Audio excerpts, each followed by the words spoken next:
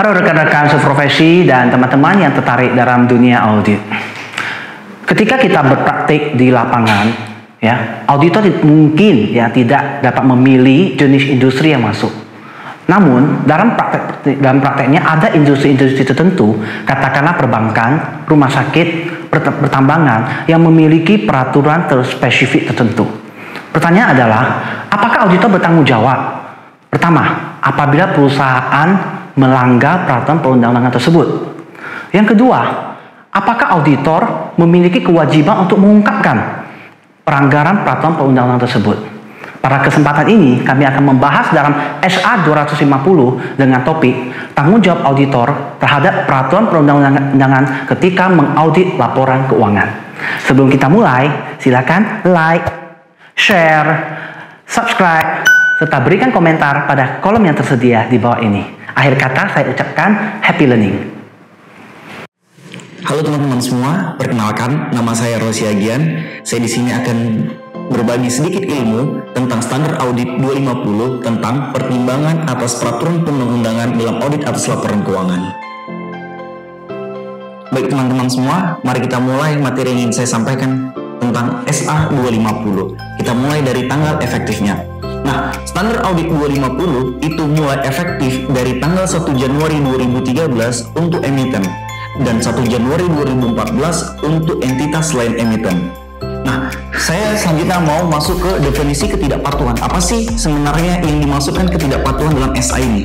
Nah, dalam SA ini diatur masalah ketidakpatuhan yang artinya adalah bahwa terjadinya kecurangan untuk melanggar peraturan perundang-undangan, baik yang dilakukan secara sengaja ataupun tidak disengaja oleh pihak manajemen untuk melakukan suatu kecurangan dalam laporan keuangan. Nah, baik, sekarang saya masuk ke tujuan auditor. Apa sih sebenarnya tujuan auditor yang diatur dalam SA ini? Yang pertama, auditor harus memperoleh bukti yang cukup baik secara kuantitas dan kualitas dan tepat terkait dengan kepatuhan perusahaan terhadap peraturan perundang-undangan yang berdampak langsung dengan laporan keuangan. Itu yang pertama. Yang kedua, bahwa tujuan auditor harus melaksanakan prosedur audit secara mendalam agar mengetahui adanya ketidakpatuhan yang dilakukan oleh pihak manajemen dalam menyusun laporan keuangan.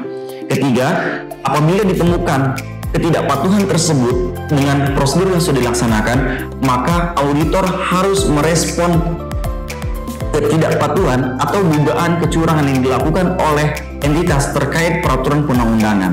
Nah, selanjutnya dalam ruang lingkup SA 250 ini juga diatur tentang pertimbangan peraturan undang-undang dalam laporan keuangan baik yang berdampak langsung ataupun tidak berdampak langsung. Nah, apa efeknya? Efeknya adalah pada jumlah dan pengungkapan pada laporan keuangan entitas pelapor. Nah, di SA 250 ini tidak mengatur tentang asuransi jenis lain yang lebih spesifiknya. Baik, saya akan lanjut. Nah, sekarang yang menjadi pertanyaannya, apa sih peraturan perundang-undangan yang dimasukkan dalam SA ini? Nah, seperti saya sampaikan tadi adalah peraturan umum yang dimasukkan adalah peraturan yang berdampak langsung oleh laporan keuangan secara material, ataupun yang kedua adalah peraturan yang tidak berdampak langsung tapi berpengaruh dalam bisnisnya entitas pelapor tersebut. Nah, saya coba kasih satu contoh tentang adanya peraturan yang langsung berdampak pada laporan keuangan secara material. Di tahun 2014, tepatnya di bulan Januari 2014, dikeluarkannya Undang-Undang Minerba. Nah, apa dampaknya?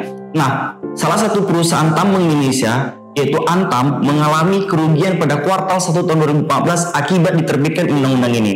Efeknya adalah dilarangnya penjualan ekspor yang dilakukan oleh Antam ke luar negeri sehingga menurunkan penjualan dari Antam tersebut. Nah, inilah bukti bahwa peraturan perundang-undangan yang diterbitkan oleh negara itu bisa berdampak langsung, dan mungkin banyak lagi contoh yang bisa teman-teman dapatkan selain yang saya sebutkan. Nah teman-teman, saya akan masuk ke materi selanjutnya tentang dampak yang ditimbulkan apabila entitas melanggar peraturan perundang-undangan yang berlaku. Nah, yang pertama, hilangnya kepercayaan dari masyarakat. apabila perusahaan sudah melanggar peraturan perundangan, akan hilangnya kepercayaan dari masyarakat. Dua, ada dampak yang bersifat litigasi. Nah, apabila entitas pelapor atau dalam hal ini entitas perusahaan yang melanggar peraturan perundang-undangan tersebut akan menghadapi yang namanya litigasi. Apa sih litigasi? Litigasi adalah penyelesaian masalah hukum yang harus diselesaikan di jalur pengadilan. Nah, dampak ketiga yang diterima oleh perusahaan apabila melanggar adalah mendapatkan denda dari negara karena telah melanggar peraturan perundang-undangan. Nah, banyak lagi sebenarnya dampak-dampak yang bisa ditimbulkan akibat dari pelanggaran dari peraturan perundang-undangan. Salah satunya mungkin penurunan nilai penjualan akibat ketidakpercayaannya masyarakat sebagai konsumen untuk membeli produk mereka. Nah, kita ke materi selanjutnya tentang tanggung jawab terhadap peraturan perundang-undangan.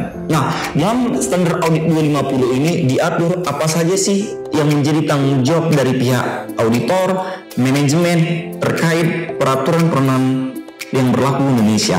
Baik, kita mulai dari manajemen. Nah, tanggung jawab dari manajemen adalah mereka harus menyusun laporan keuangan yang benar-benar tidak melanggar satupun peraturan perundang-undangan yang berlaku di Indonesia, baik peraturan itu yang berdampak langsung dengan laporan keuangan secara material ataupun juga yang tidak berdampak langsung namun memiliki pengaruh secara bisnis di perusahaan mereka. Nah, tanggung jawab auditor yang diatur dalam SA ini adalah memastikan bahwa laporan keuangan yang disusun oleh pihak manajemen tidak adanya pelanggaran terhadap peraturan perundang-undangan. Nah, perlu diingat teman-teman bahwa dalam SA ini juga diatur bahwa auditor tidak sama sekali memiliki tanggung jawab untuk menghentikan pihak entitas untuk melanggar, maksud saya tidak mempunyai hak untuk membuat entitas perusahaan tersebut untuk melanggar, karena itu bukan hak dari seorang entitas. Nah, yang kedua bahwa diatur juga tidak diharapkan juga auditor mampu mengetahui seluruh peraturan perundangan yang berlaku untuk suatu perusahaan. Karena apa? Karena ini mungkin kekurangan dari seorang auditor yang tidak menguasai bidang ilmu hukum. Nah, saya ke materi selanjutnya. Nah, lalu tadi saya sampaikan bagaimana sih tanggung jawab auditor untuk mengetahui adanya ketidakpatuhan. Nah, ada prosedurnya. Seperti saya sampaikan tadi, ada prosedur yang dilakukan oleh seorang auditor untuk mengetahui adanya ketidakpatuhan yang dilakukan entitas terhadap peraturan perundangan. Apa prosedurnya? Yang pertama, auditor harus memahami entitas bisnis dan lingkungannya.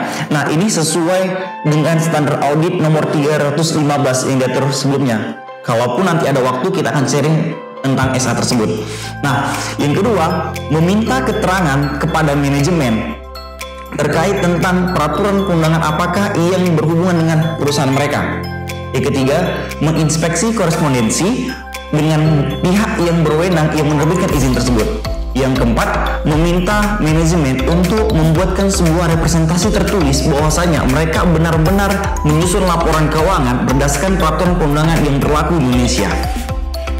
Nah, sebagai tambahan, peraturan yang wajib dilaksanakan atau dipatuhi oleh perusahaan tadi seperti saya sampaikan adalah satu, tentang peraturan jenis industri perusahaan tersebut. Nah, apabila suatu industri tersebut ada industri manufaktur, otomatis dia harus mengikuti peraturan perundangan tentang industri manufaktur. Apabila entitas tersebut bergerak di bidang jasa, maka mereka harus mengikuti peraturan-peraturan umum yang berlaku di Indonesia tentang perusahaan-perusahaan yang bergerak di bidang jasa. Begitu juga dengan bidang perusahaan dagang, mereka harus mengikuti peraturan-peraturan yang ditetapkan pemerintah dalam mengelola bagaimana perusahaan dagang yang sebenarnya. Lalu yang kedua, cek apakah perusahaan tersebut terkait dengan regulator tertentu atau umum. Nah, sebagai tambahan juga yang kedua, nah bagaimanakah cara seorang auditor untuk mengetahui adanya undang-undang atau peraturan umum yang berlaku di Indonesia terkait entitas perusahaan tersebut? Nah, ada cara pertama. Yang pertama, auditor mencari secara mandiri, browse di internet mengenai peraturan apa saja yang berlaku terhadap perusahaan itu. Contoh misalkan perusahaan jasa, maka auditor bisa membrowse tentang peraturan-peraturan jasa, peraturan-peraturan perusahaan yang bergerak di bidang jasa atau manufaktur atau perusahaan dagang. Nah, yang kedua caranya bisa kita auditor menanyakan ya kepada pihak manajemen atau entitas pelapor apa saja sih yang menjadi peraturan perundang-undangan yang kena dalam jenis bisnis mereka. Nah, sebagai tambahan ketiga, apabila terdapat sudah ketahui adanya peraturan ini, auditor harus melakukan evaluasi dari setiap akun yang signifikan di laporan keuangan tersebut. Nah, apabila tidak ada pengaruh, contoh misalkan di satu akun utang atau penjualan atau apapun yang lainnya, akun lainnya, apabila tidak ada pengaruh yang secara signifikan atau secara material, maka itu abaikan saja. Auditor harus mengabaikan. Yang kedua, apabila ada pengaruh tapi tidak signifikan, tidak material, maka buatkan manajemen letter, saran dan masukan seorang auditor untuk pihak manajemen agar ditindaklanjuti lebih lanjut. Nah, yang ketiga, apabila ada pengaruh setiap akun tersebut yang saya sebutkan tadi seperti utang, penjualan, beban ataupun akun-akun lainnya yang signifikan dan secara material itu kena, maka lakukan prosedur audit tertentu secara mendalam, baik secara pengujian substantif ataupun pengujian lainnya. Baik, teman-teman, saya akan coba memberikan satu contoh prosedur yang dilakukan untuk mengetahui ketidakpatuhan terhadap peraturan undangan. Kita anggaplah ada satu PTX. Nah, PTX ini melakukan piutang pembiayaan terhadap suatu perusahaan lain. Oke. Nah, lalu auditor harus mengecek prosedur ini yang harus dilakukan adalah peraturan umum mana yang berlaku terkait piutang pembiayaan. Nah, aku kasih satu referensi teman-teman bahwa kalau masalah piutang pembiayaan itu mengacu pada peraturan Otoritas Jasa Keuangan atau POJK nomor 35 tahun 2018. Maka kita cek apakah piutang pembiayaan yang dilakukan oleh perusahaan X tersebut itu sudah sesuai dengan PJOK nomor 35 tahun 2018. Nah, prosedurnya caranya adalah cek sangat detail dari kontrak-kontrak yang dilakukan oleh PTX terkait piutang pembiayaan atau lakukan transaksi penjualan terkait timbul piutang terkait perusahaan lainnya. Nah, apabila kontrak-kontrak tersebut sudah memenuhi syarat dengan prosedur-prosedur yang dilakukan secara mendalam, pengujian mendalam, maka bisa dikatakan bahwa perusahaan X tersebut telah patuh terhadap peraturan perundang-undangan yang berlaku di Indonesia. Nah, lalu kita contoh tadi seperti perusahaan X, lalu bagaimana langkah yang dilakukan seorang auditor apabila melihat perusahaan X tersebut tidak sesuai dengan PJOK nomor 38 tahun 2018. Nah, maka salah satu cara yang pertama, kita harus tahu dulu, auditor harus memahami entitas bisnis dan lingkungannya. Yang kedua, memperoleh informasi yang lebih lanjut atas dampak yang mungkin terjadi atas laporan-laporan keuangan entitas tersebut. Nah, yang ketiga prosedurnya, jika bersifat material, ditemukan akun yang bersifat material, segera dikomunikasikan kepada pihak manajemen yang bertanggung jawab atas tata kelola agar ditindaklanjuti lebih lanjut. Nah, yang keempat, jika manajemen dan pihak tata kelola terlibat, segera komunikasikan dengan pihak otoritas yang lebih tinggi, dalam hal ini komite audit atau dewan pengawas. Nah, selanjutnya, jika tidak ada, auditor harus mempertimbangkan kebutuhan untuk advis hukum. Maksudnya, advis hukum itu adalah konsultan hukum yang di luar dari perusahaan tersebut. Nah, kita masuk sekarang ke tahap laporan, teman-teman. Nah, bagaimana sih pelaporan yang sebenarnya akibat dari ketidakpatuhan terhadap peraturan perundang-undangan yang berlaku di Indonesia? Nah, kita mengacu pada SA 705. Nah, di SA 705 diatur bahwa perusahaan mendapatkan opini wajar dengan pengecualian atau tidak wajar dalam laporan keuangannya apabila berdampak material dan belum tercermin secara memadai dalam laporan keuangan. Nah, di SA 705 juga teman-teman diatur bagaimana opini yang harus diberikan auditor kepada entitas terkait laporan keuangannya itu tidak memberikan pendapat atau disclaimer, dengan catatan harus tidak diberikannya akses yang lebih lanjut atau adanya pembatasan ruang lingkup yang dilakukan pihak manajemen kepada auditor untuk memperoleh bukti-bukti audit atas adanya tindakan yang secara sengaja atau tidak sengaja untuk melanggar peraturan perundang-undangan tersebut. Nah, lalu di pelaporan juga yang diatur di SA 705 yang berhubungan juga dilakukan evaluasi dampak keterbatasan terhadap opini. Nah, keterbatasan yang dimaksud di sini adalah keterbatasan keadaan dalam perolehan bukti atas ketidakpatuhan dan bukan karena pembatasan ruang lingkup oleh manajemen. Baiklah teman-teman, itu saja yang bisa saya sampaikan terkait SA 250. Nah, lebih kurangnya saya minta maaf. Mungkin di pertemuan lain kita bisa ketemu di SA lain yang bisa saya bahas. Lebih kurang saya minta maaf. Semoga teman-teman senang dengan apa yang saya sampaikan. Terima kasih.